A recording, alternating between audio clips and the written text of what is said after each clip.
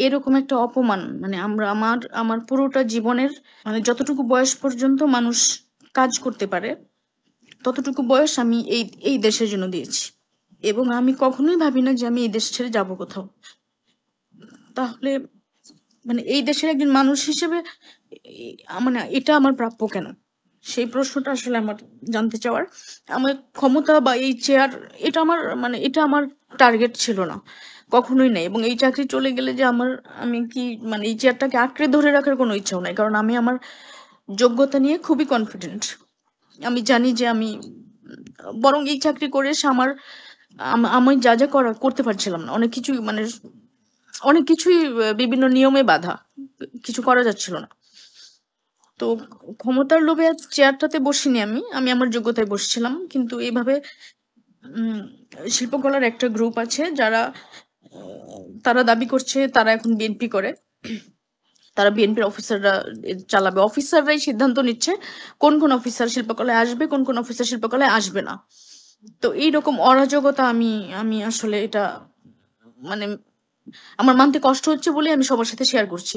আর এই একই ঘটনা বারবার সবার সাংবাদিকদের প্রশ্নের মুখোমুখি হতে হবে, এগুলো পারছি না বলে আমি আহ, সবার সাথে শেয়ার করে নিচ্ছি। যার যা ইনফরমেশন দরকার হবে সেখান থেকে নিতে পারেন। কিন্তু আমি এটুকু বলতে পারি যে এখানে যেরকম আওয়াজ দেওয়া হচ্ছে যে সবাই বহাল তবিয়তে আছে, সবাই ভালো আছে, একদমই না। সবাইকে তার নিজের চেয়ার থেকে টেনে হিঁচড়ে নামানো হচ্ছে।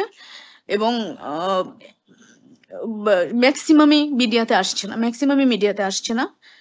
যে কেন নামানো হচ্ছে, একটাই দোষ যে হিন্দু অথবা আওয়ামী লীগ করে, একটা মানুষ কি কোনো দল সাপোর্ট করবে না? একটা দেশে বিভিন্ন রাজনৈতিক দল আছে, যার যা ইচ্ছা সেটা সে সাপোর্ট করতে পারে, তার জন্য তাকে তার দায়িত্ব থেকে নামিয়ে দেওয়া হবে?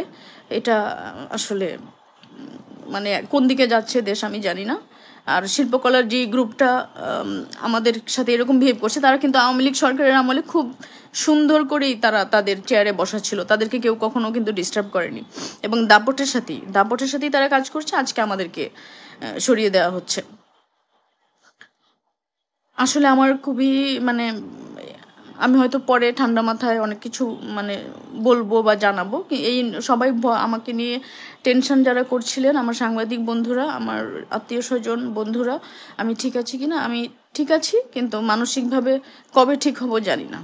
2 মাস ধরে যা চলছে এবং এখন যা হচ্ছে এবং এখন ব্যক্তিগতভাবে যা হলো আমার সাথে, এই চাপ আমি কি করে সামলাবো আমি জানি না। তাহলে আমাদেরকে অভিনেত্রী আমার এক পরিচয়, আমি শিল্পকলার পরিচালক আমার আরেক পরিচয়, অভিনেতাদের মধ্যেও আর্টিস্টদের মধ্যেও একদম দুটো ভাগ হয়ে গেছে, কোনো কাজ হচ্ছে না। এটাও মানে এই চাকরিটাও থাকছে না। তাহলে আমি তাহলে কোথায় যাব, আমি কি করব? মানে এই দেশকে তাহলে আমার না? আমি এই প্রশ্নটা রেখে যে আমি আসলে বিদায় নিচ্ছি, আমার ভালো লাগছে না আর কথা বলতে। যারা আমার খোঁজখবর নিচ্ছিলেন তাদের জন্য আমার এই আপডেট।